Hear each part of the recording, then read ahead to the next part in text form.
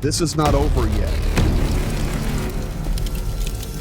But she was threatening the life of another girl. It's such a small minority making so much noise.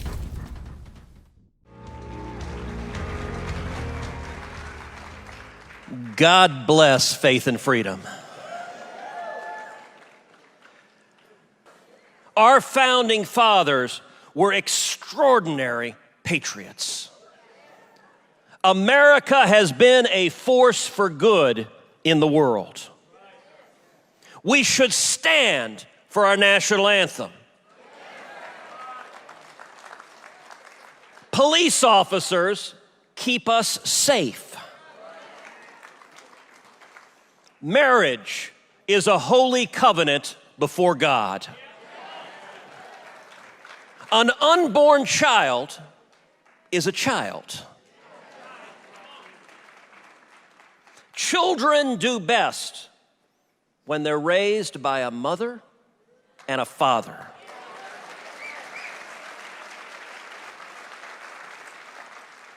Israel is our friend. And there is a difference between boys and girls.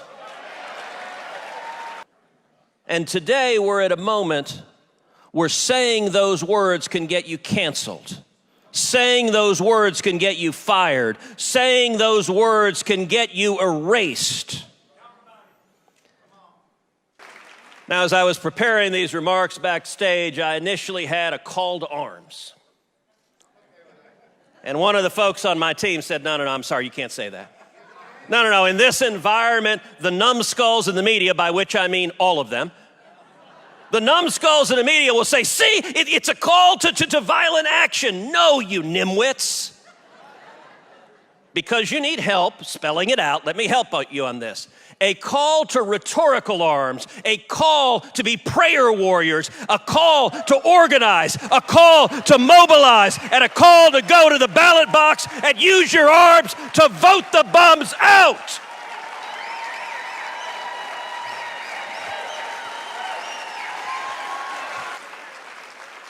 As a Christian and as an American, I love my brothers and sisters, whatever skin color you are, whatever ethnicity you are, whatever faith you are, whatever creed you are. We are commanded to love, period, the end. And let me close with a simple story. It's a story that my dad has preached from the pulpit many times. He's preached it concerning salvation, but it is every bit as applicable to fighting for our nation. It's a story of a tightrope walker.